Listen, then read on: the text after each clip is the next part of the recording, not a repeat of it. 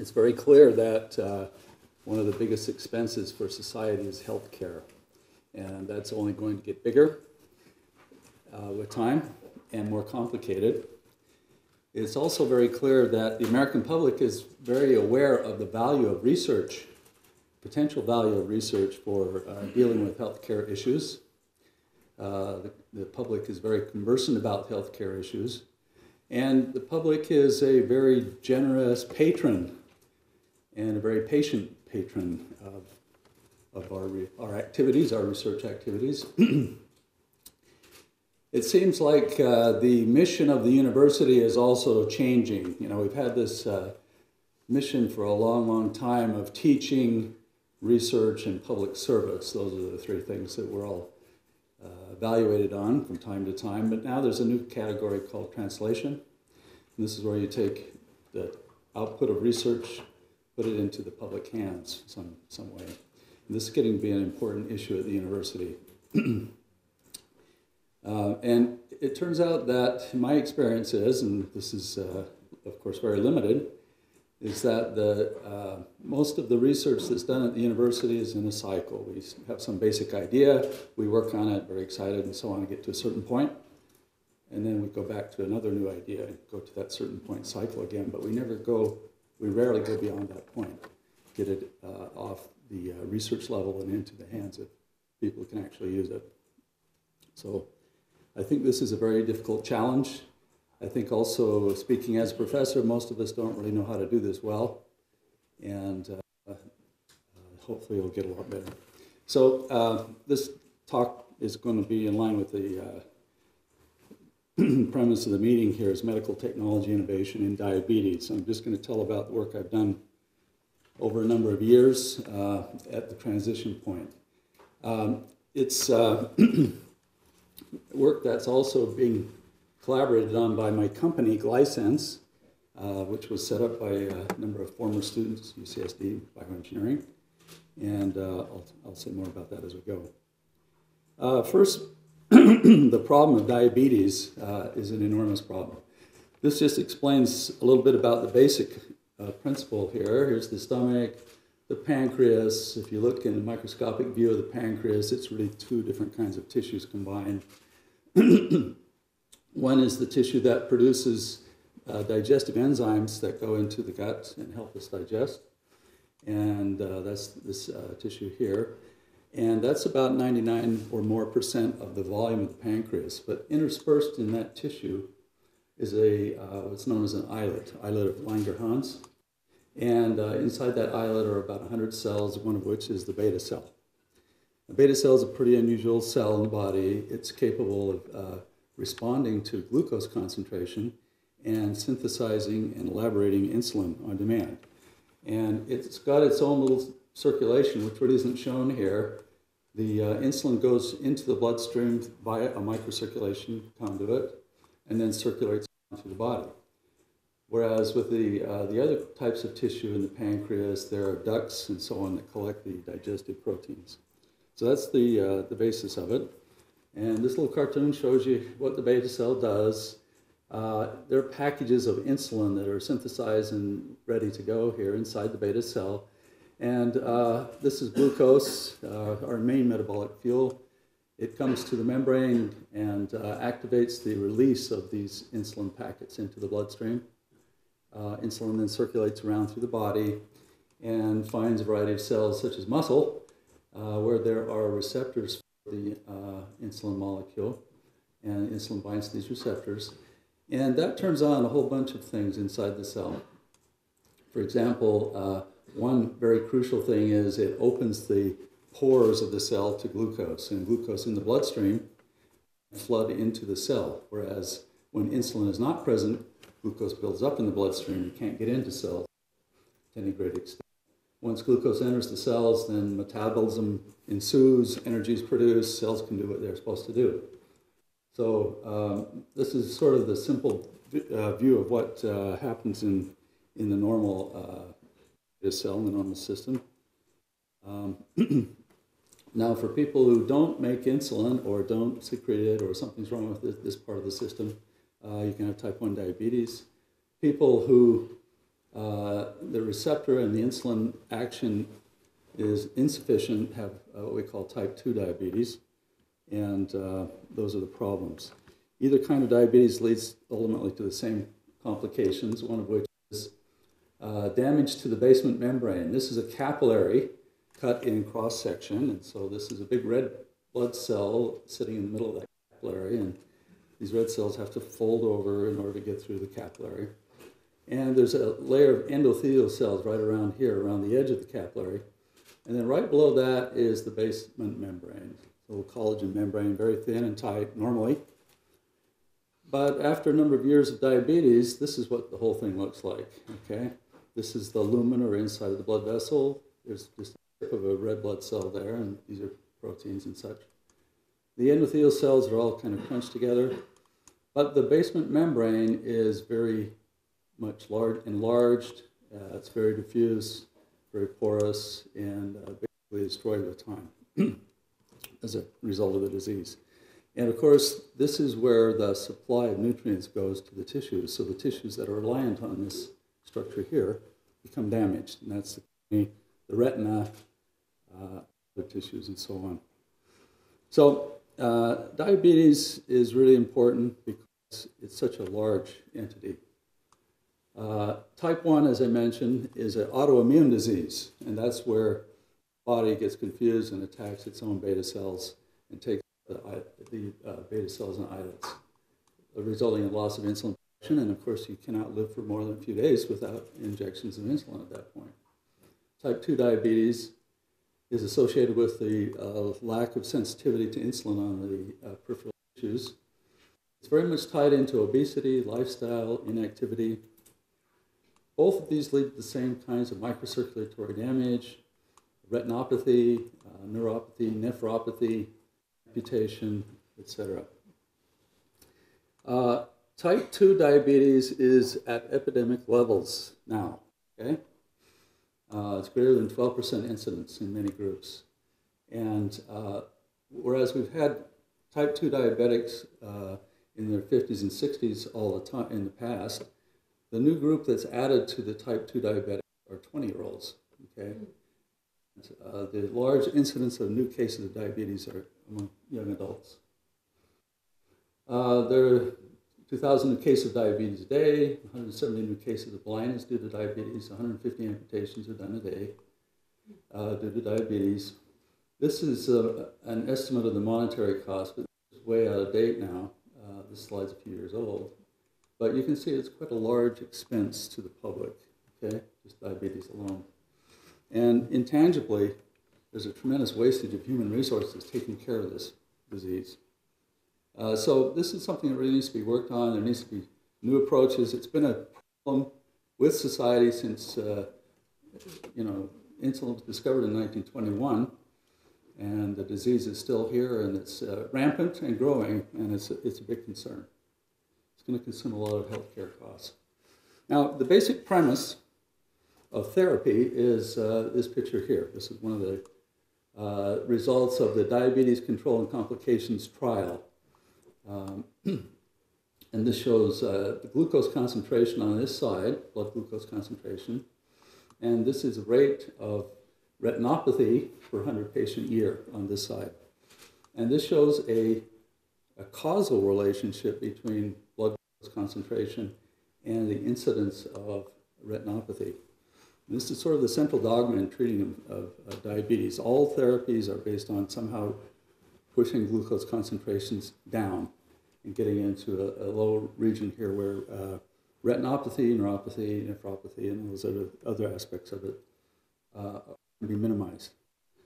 So all of the approaches really are tied into glucose in some way.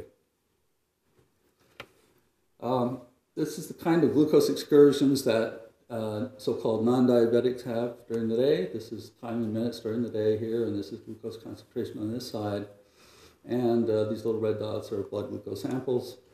And this shows when you eat a meal, your blood glucose goes up like this, but then it very rapidly falls back down to a pretty constant level. When you eat a lunch, same thing happens again. When you have a dinner, the same thing happens again. Glucose rises rapidly, falls rapidly. It doesn't go to very low levels or stay there very long. Here's one example of a low level, but this is what happens for people who are considered to be normal, diabetic-wise. For a type 1 diabetic patient taking insulin, this is the kind of daily profile you go through. Okay, blood glucose is varying quite a bit. It can spontaneously rise. You take an insulin injection, it drops quickly. Much of the time, it's substantially above the mean normal level of 100, and its rate of change and fluctuation is dramatic. Type 2 patients have sort of a different profile. And note the scale here is different than the previous one. This starts at 220 here and goes up here. This just shows that their glucose during the day wanders a lot, okay? And of course there are meals and exercise periods and so on in here. These people can often be treated with oral medications, but after prolonged type 2 diabetes, often the pancreas makes much more insulin than is normally expected in type 2 diabetes. But after a while, sometimes the pancreas simply fails, and then a patient actually has to be treated with insulin in addition to type 2 medications. So this just gives you this example of the slower and the more sort of gradual change experienced in type 2. Now, so people have been thinking about therapeutic approaches to diabetes for a long time, and there are a number of approaches that have there's been progress on these areas at least. So, for example, transplantation of whole pancreas, individual islets, or stem cells is a potential treatment that a lot of people are interested in. As far as transplantation goes, there have been a number of trials where whole organs have been transplanted and under various conditions, and those trials are not very successful. One of the problems in diabetes, type 1 diabetes, for example, is autoimmune disease, which means that you just can't transplant a pancreas from an identical twin, okay? Person with the same genetic makeup, because the disease flares. And so in transplantation, everyone needs to have a long-term anti-rejection medicines, means lifetime of anti-rejection medicines. The problem also is that there's a limited availability. In order to transplant enough pancreatic tissue to actually achieve successful glucose levels, you need to have 3 or 4 pancreases for each recipient. So that's really a big problem because we simply don't have enough organs for this. Of course, the immunological barriers. There's still a number of basic discoveries needed in order to make transplantation of any kind a realistic success in a big scale. So besides the basic discoveries, there are technical hurdles that have to be developed and dealt with after the basic discoveries are met as well. There's a lot of interest in situ preservation of islets, or regrowth of islets. Most people, when they become diabetic, they still have maybe 15 or 20% of their islets that still function, but their total capabilities drop to that level. And the idea is maybe we can preserve those remaining islets in some fashion. And this is some basic biology is needed here. There are technical hurdles. Basic discoveries are needed. This is probably off in future ways. There are plenty of possibilities of new pharmaceuticals for use in diabetes. Some that maybe target specific complications, that deal with amplification of the insulin effect, things like that. In all cases with pharmaceuticals, there are potential side effects that, of course, are of a big concern.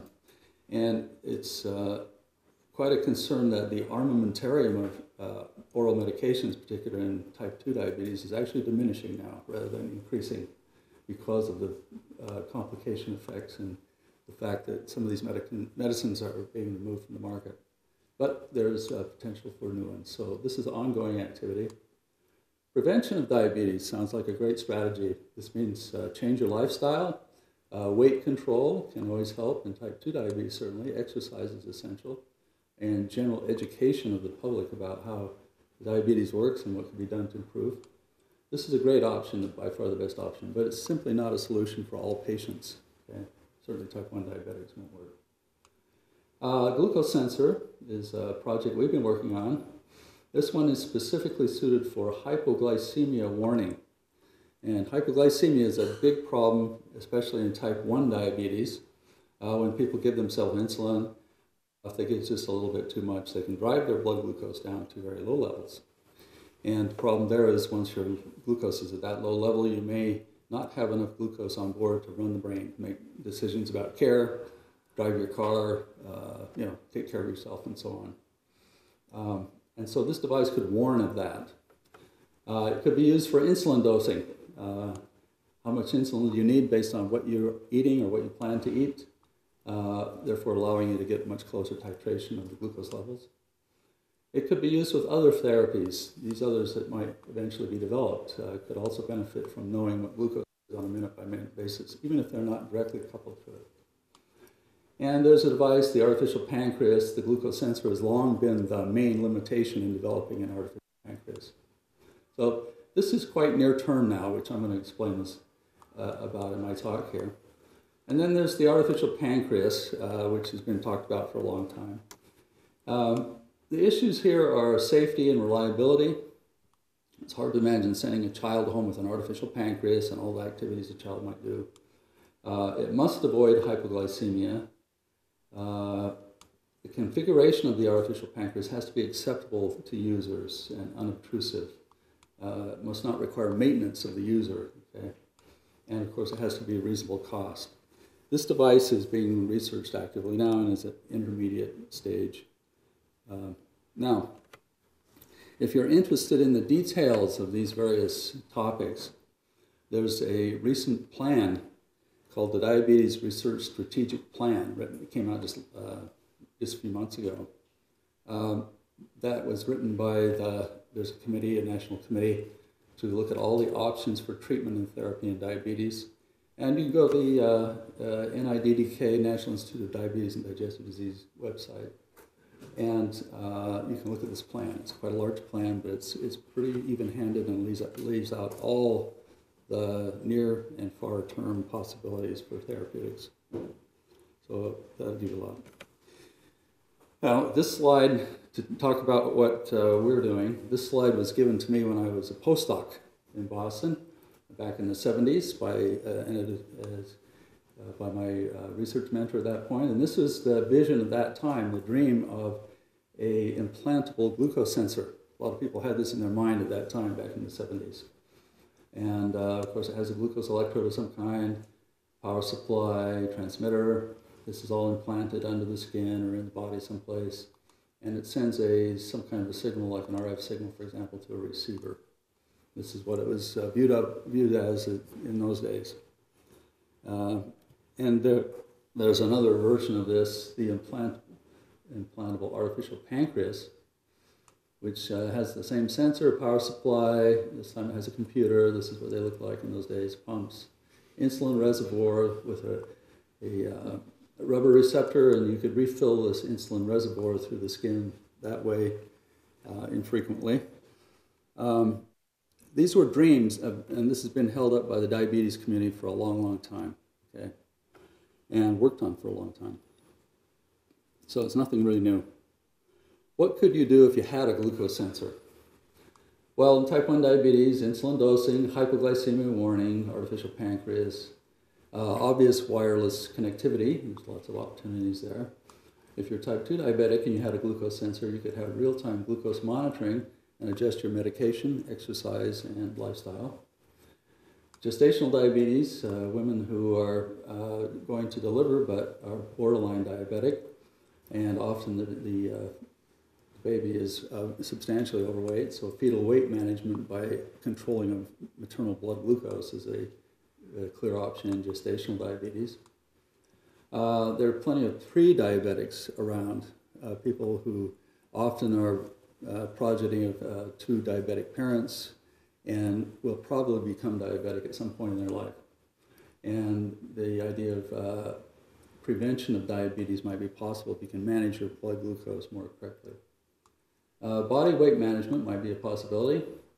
Most of us are not familiar with what happens to our blood glucose when we eat certain foods. If you eat a pizza, we have no idea what happens to our glucose. And it would be informative to know that kind of thing and adjust your eating habits appropriately. This might be useful.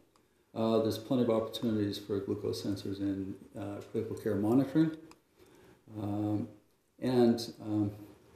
This could be used in conjunction with the other devices as well, as I mentioned. Now, I'm not going to talk about insulin pumps because those are pretty well developed. And here's an example of external insulin pumps here that are used in all kinds of patients. These do require glucose assay by frequent fingerstick or by short-term needle sensors, which I'll explain in a second, in order to use these pumps. And insulin delivery rate and amount is strictly regulated, not by the patient, but by the caregiver. And the patient can adjust maybe 10% of their insulin pumping based on their plans to eat a large or small meal. But so the way these work is there's a small tube and a needle that is placed just under the skin, and of course you have to move that side every 2 or 3 days and do a lot of finger sticking. So that part's pretty well developed, and implanted versions of that are also well developed, but they've been waiting for automation by the development of the sensor. So some of the means of measuring glucose, finger sticking, I'm sure most people are familiar with this. It's a big technology and very useful in its time. The question is, how frequently must you do finger sticking in order to actually follow your blood glucose dynamics? Well, it turns out that sensors and finger stick devices of any kind must be designed to follow the fastest subjects, okay? And that's a small group of about 15% of all diabetics. But in order to follow their blood glucose, you need to sample at least once every 12 to 15 minutes, night and day, to follow the blood glucose dynamics in a fast diabetic. Okay? These devices also need to be used in hypoglycemia monitoring and detection. The fastest rate at which blood glucose declines is actually remarkably rapid in hypoglycemia, about 4 milligrams per deciliter per minute. You must be able to detect a downward trend within 15 minutes to avoid severe hypoglycemia. So that's a pretty significant challenge. The big problem in finger sticking is not that people object to stabbing themselves so much. It's that most people only do it 1 to 4 times a day. The standard of care is 4. Whereas you probably need to do it 4 times an hour in order to follow your blood glucose. So it's not realistic. There are short-term needle sensors, and these were developed by a patent to UCSD here. And this just is a magazine that shows how common these devices are now. The needle is a very small needle here with a sensing element in it. This one has a telemeter device, which is beaming a signal to an insulin pump. This isn't realistic at this point yet, but the insulin pump pumps insulin here. The wave here is very cartoonish, of course, right? Because the algorithm involved in controlling the insulin pump is still under development, and its safety and so on is a big issue. But the point is that there are about 200,000 people using these needle sensors now. Okay. And you use them for 3 to 5 days, 7 days in some cases. You insert it. It has a sort of a stabilizing plastic part here. You leave it in place. You still have to finger stick. Okay. As you put this thing in, it creates a local wound. The signal on the device decays with time. Over a short period of time, you have to do a fair amount of finger sticking to calibrate the device. Originally, when we made this patent, we talked with industry, and we pointed out that this probably won't be very popular for most patients. But industry is so enamored with making small parts and these kind of devices and so on that they went ahead full speed. And of course, the diabetes care community is a big proponent of this for certain patients. The thing that surprised me is that there was an FDA approval for this kind of device, but it wasn't based on measuring glucose, okay? Because you couldn't really rely on it unless you were doing finger sticking as the primary confirmatory measurement. So, but it was approved for following glucose trends. So once you have it in place and your glucose starts going up and down, it'll follow that pretty well.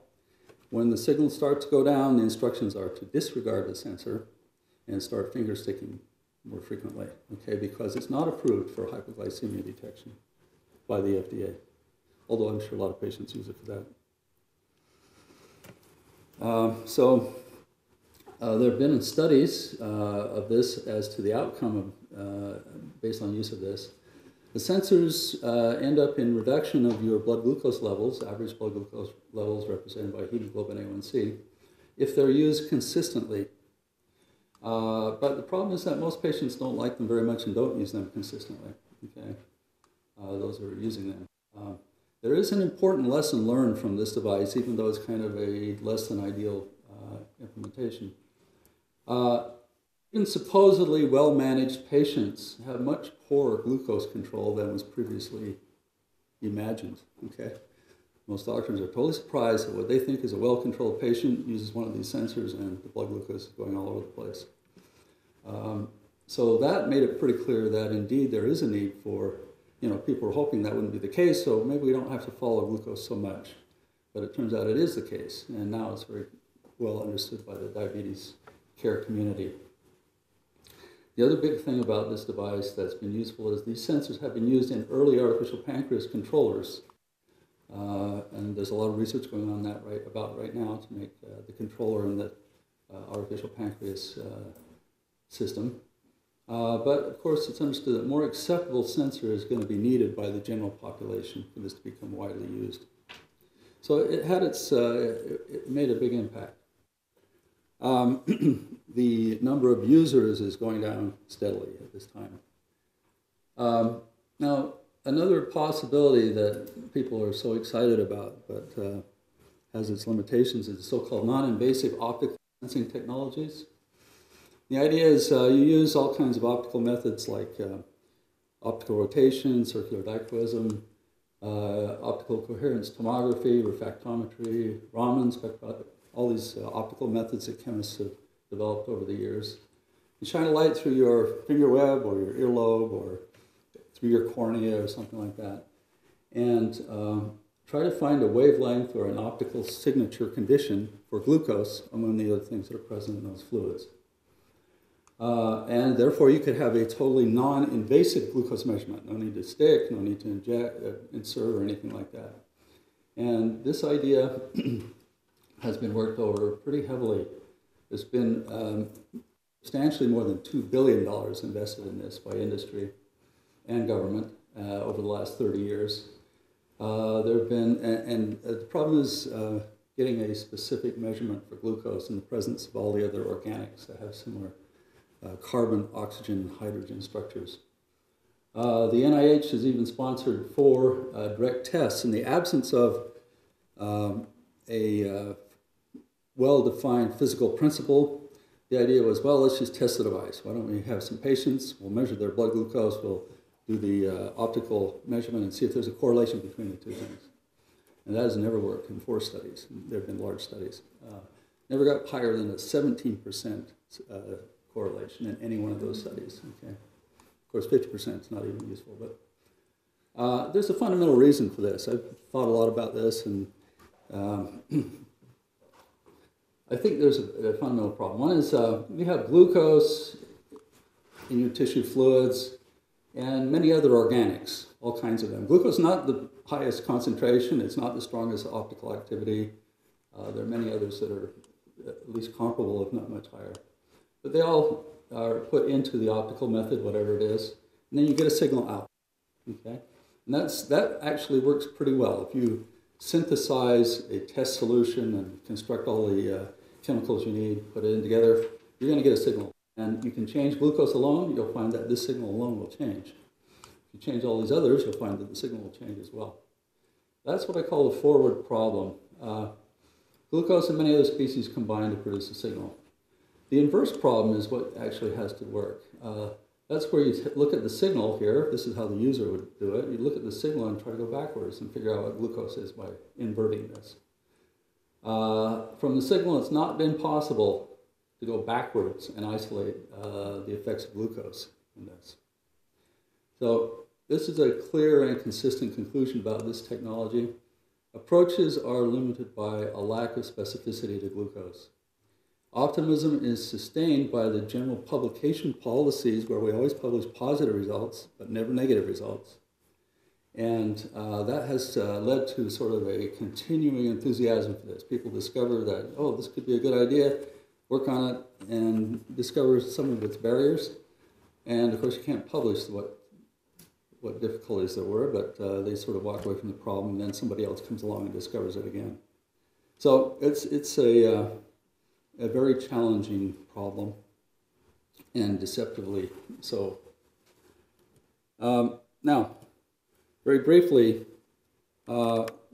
we've been working on implanted long-term sensors that are based on a specific enzyme catalyst. Okay, and this is one that was developed years ago. This is a telemeter device. The sensors for glucose, and there's an oxygen sensor as well, and an antenna are shown here. And these things were implanted in dogs. The implant site was the superior vena cava, which is a big blood vessel that comes from the upper body. You can see here in this dog, here's the sensor under the skin, or the telemeter device. There's a loop of the sensor itself, and it goes in the vena cava, which doesn't really show up on this x-ray, but the sensor's down here, about near the entrance of the heart. So this device is sitting right in the bloodstream. And then it's a telemeter device in the subcutaneous tissue. This device is accurate in dogs in our studies for several months without recalibration, and that was a big step at the time, okay, because people are pretty familiar with the problem of stability of enzymes at body temperature for long periods of time. So that was a big demonstration there. This was passed off to medical device companies. It's been used in humans. There's a large study where it was implanted in humans for 2 years. Any deviation from the blood value of 25% or more required removal of the sensor. One individual's had it in place for 7 years in a repeat replacement kind of thing. So this is the version here. This technology developed at UCSD was licensed to industry, and they made a much fancier version. There's a big problem, however, with this sensor, okay? The advantage is direct blood access is fabulously useful for hypoglycemia detection. It's easy to recalibrate it should it need it. Very rapid feedback control. Couldn't get better. It's sort of the standard, the gold standard of blood glucose monitoring. The problem is that on the arterial side, if you were to implant this in the artery, it immediately clots, as do all implants that go into the arterial side. And if you implant it, however, on the venous side, where we did, it's a relatively safe site, a relatively privileged site. The blood flow is much slower, it's non-pulsatile. There is a lung between, downstream from the implant, which can filter out any clots and so on. And it's very much like a pacemaker lead in that sense. Very biocompatible. You don't really need anticoagulation. The vena cava is readily accessible. You can put it and take it out when needed. Sometimes they become encapsulated, but that doesn't affect the sensor response. The safety of these devices is comparable to a pacemaker lead, okay? And the pacemaker leads have some kind of untoward event incidence, about 1 in 10 to the 5 user years, okay? So they're not perfect. And that's acceptable for people who need heart pacing. However, the diabetes community is much more conservative, and they're not familiar with things that go in the bloodstream. They're not interested in devices that could cause clots. There remains concern about the central venous use of this device in children, probably over a lifetime.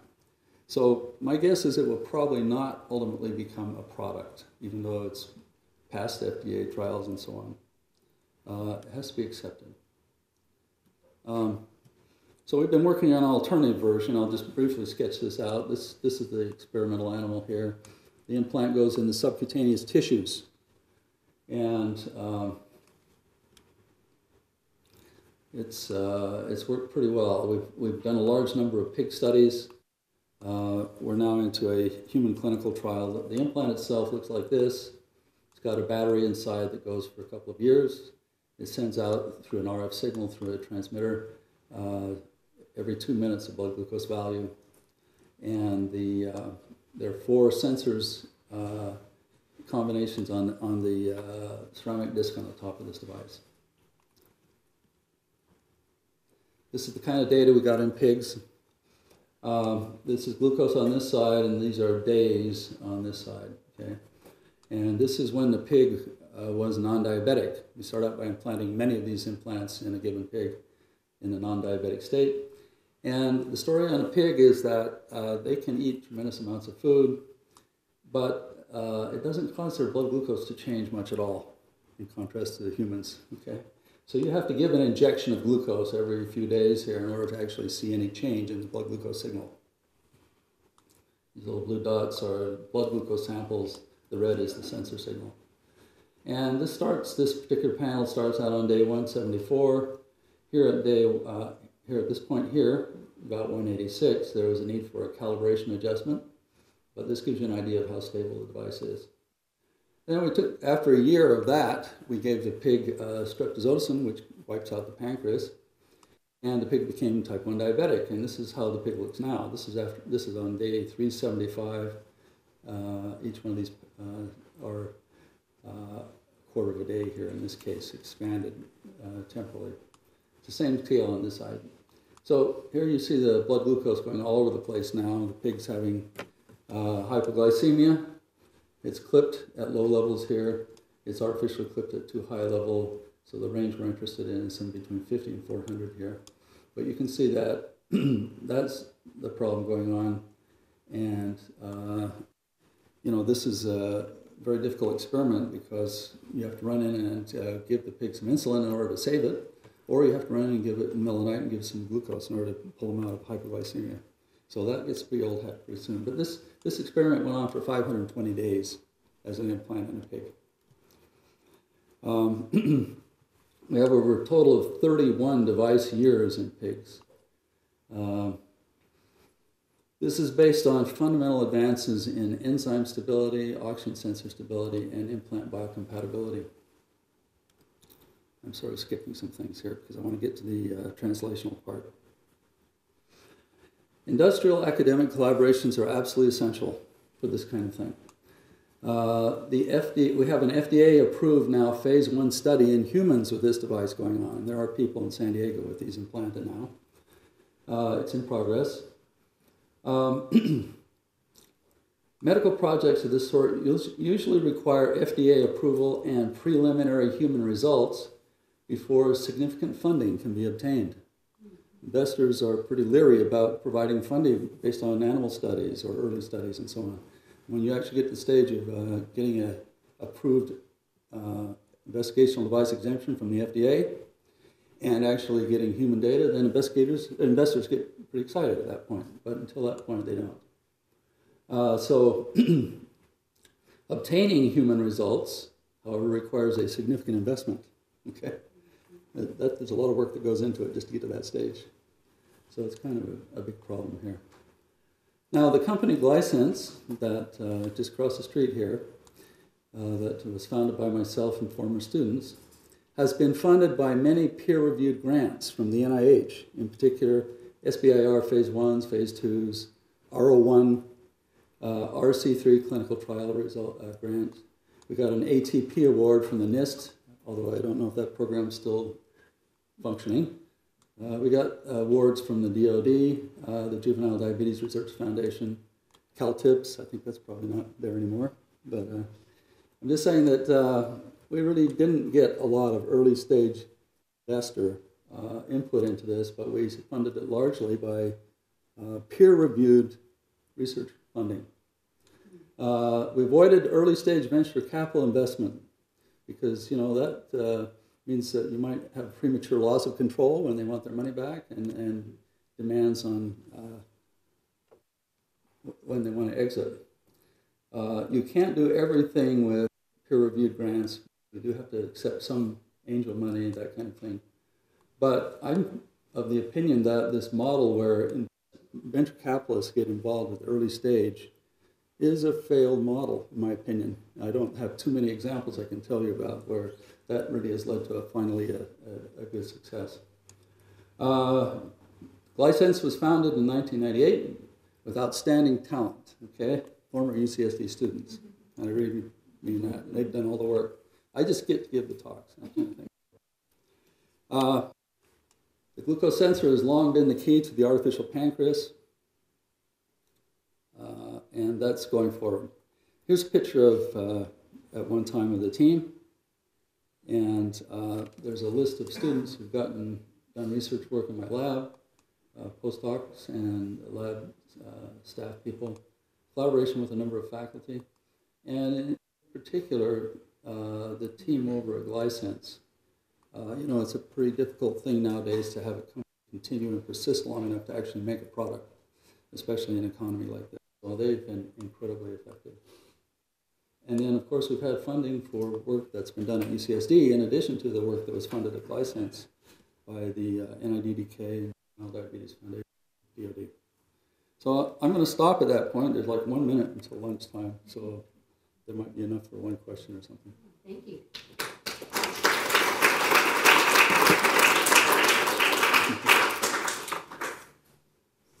Do we have a question from the audience?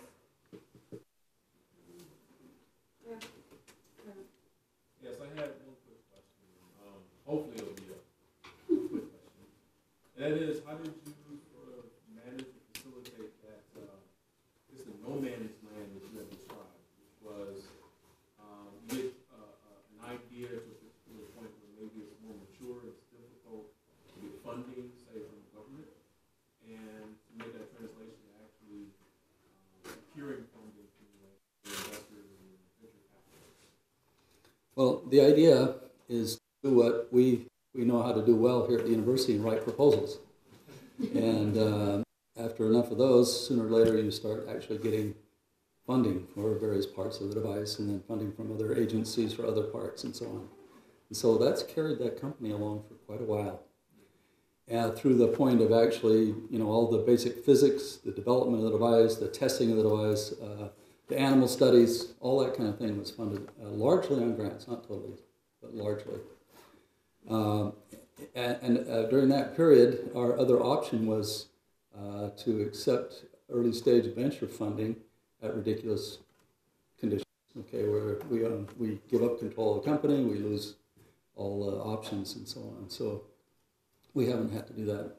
And so one of my messages that I think everybody should appreciate is the SBIR program is a fabulous program, in my opinion. It should be used much more effectively than it is, and it's an alternative to venture capital funding at early stages. Of course, when you get to a phase 2 clinical trial where you have, you know, maybe hundreds of subjects and be done at many centers, you do need to have some kind of substantial funding at that point, and that's really where venture capital funding is comfortable at that point. And grant funding, of course, can't cover that large. But I think many people sort of launch off on the idea of trying to attract investors early on, and probably to the detriment. If you look at the whole scheme of things and whether they actually end up getting their product out to the public and so on, that often is a difficult route to go. Yes? Professor, I know there's some research at UC Berkeley on glucose sensor by using phase as RF technology. So optical technology they're using, like sending the RF signals back to the packet signals. Do you have any thoughts on this technology? Yeah. Fits under what I call optical technology, the energy of some kind. And, you know, I believe you're referring to maybe the far IR research. You know, there's near IR, far IR, all kinds of these things. They all fit into the general category of not specific for glucose. Okay? And just to get to the point of actually writing a peer-reviewed paper on those technologies is challenging. Okay. My opinion is, well, this all was started here at UCSD in 1982. Okay. And my opinion is that unless you have a specific method for detecting glucose in the presence of all those other things that are present in tissue and blood and so on, it's got to be specific. And the glucose signal has to dominate over everything else. I say it's a pretty rocky prospect. I wouldn't want to discourage anybody. It's based on the ultimate visualization of that was the medical tricorder in Star Trek, right? A little gadget you pass over your body and it tells you all about everything in your body, okay, including all your blood glucose numbers and everything. That's been around for a long time. There's been a tremendous investment in those ideas, but they haven't gotten anywhere, is my answer. Yeah. Excellent. Thank you very much.